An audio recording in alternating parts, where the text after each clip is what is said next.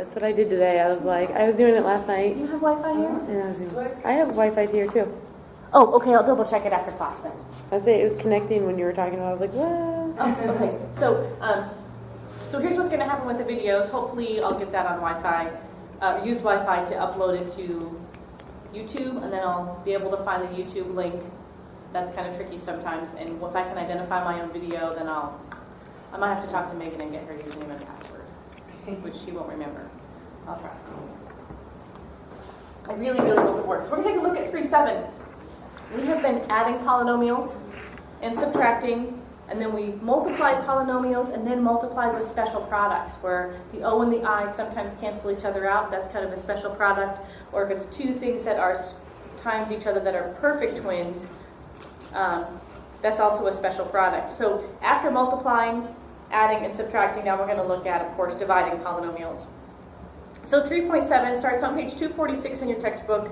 The first part is dividing by one term, or by a monomial.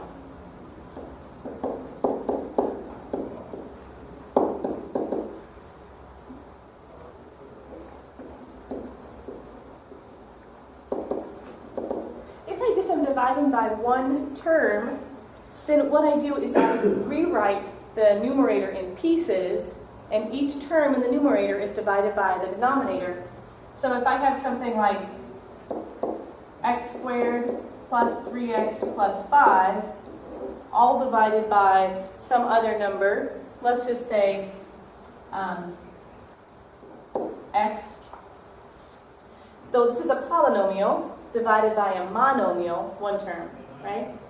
To do this, I'm going to rewrite it with x squared over x, and then 3x over x, and then 5 over x. We'll leave those three colored things on there. I know that makes the rest of it maybe a little bit hard to see. We're going to write three different fractions and add those together separately. X squared over x plus 3x over x plus 5 over x. Breaking it apart into three fractions, repeating that denominator.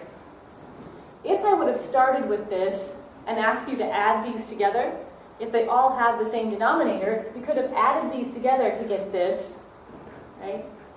So we just did fraction addition backwards when we pulled it apart. Let me show you what I mean, because I'm getting some funny looks. If I said 2 sevenths plus 4 sevenths, what does that equal? 6 7. 6 sevenths. But we could have gone, here what we're doing is we're saying 6 sevenths is equal to 2 sevenths plus 4 sevenths. In fact, maybe it would make more sense if I wrote it like this. 2 sevenths plus 4 sevenths equals 2 plus 4, or 6 sevenths. That makes sense, we understand that. Now think, what if I asked you to start here, 2 plus 4 over 7, and take that back apart, pull it back into two fractions instead of one fraction over 7. Taking it apart would be 2 sevenths over 4 sevenths.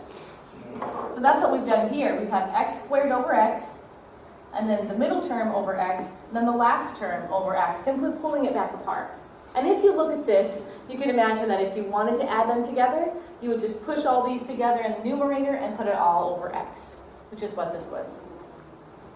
Once I get to this broken apart three separate fractions stage, then I'm able to simplify each fraction. X squared over x. X squared over x. If I have x's upstairs and downstairs, then I can subtract the powers, right?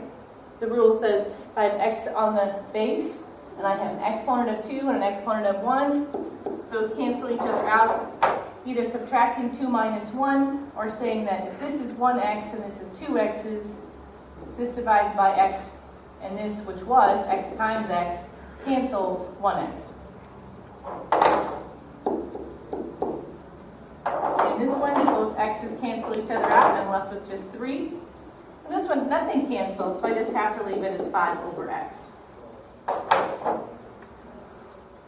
So when I have x squared over x, I think about this being 1x and this actually being 2x's, and I can cancel one of them, which only leaves 1. Or you can use the rule for exponents, which says x squared over x to the first is x to the 2 minus 1, which is 2 minus 1 is 1. Either way.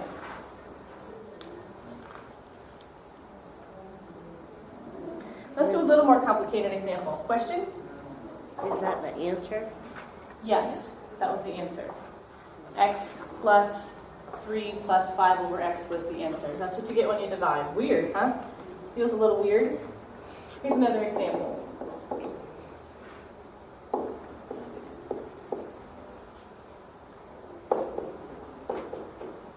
9x to the 5th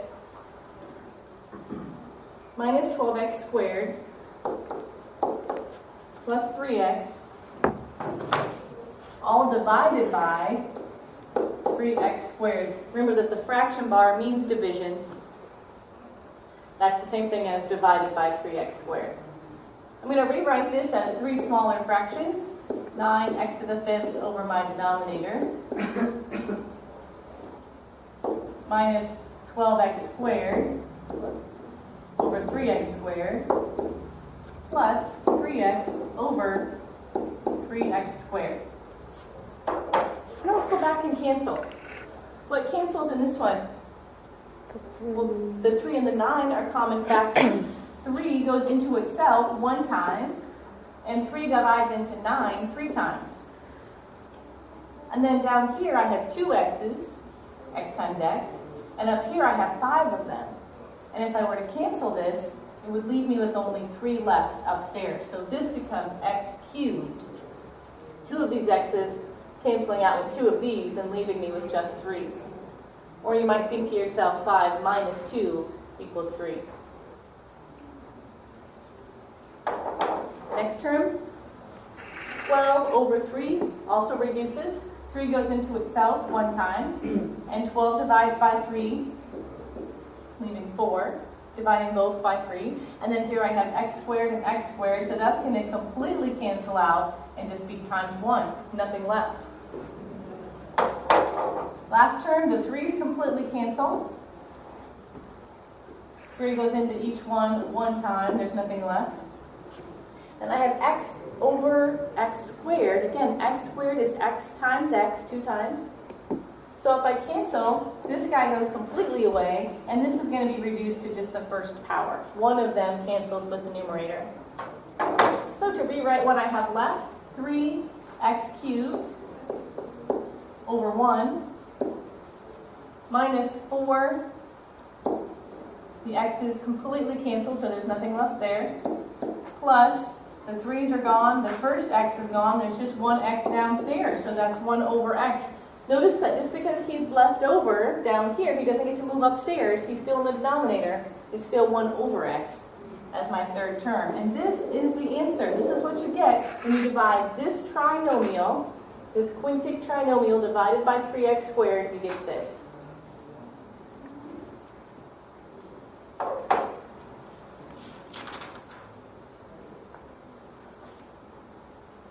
Okay.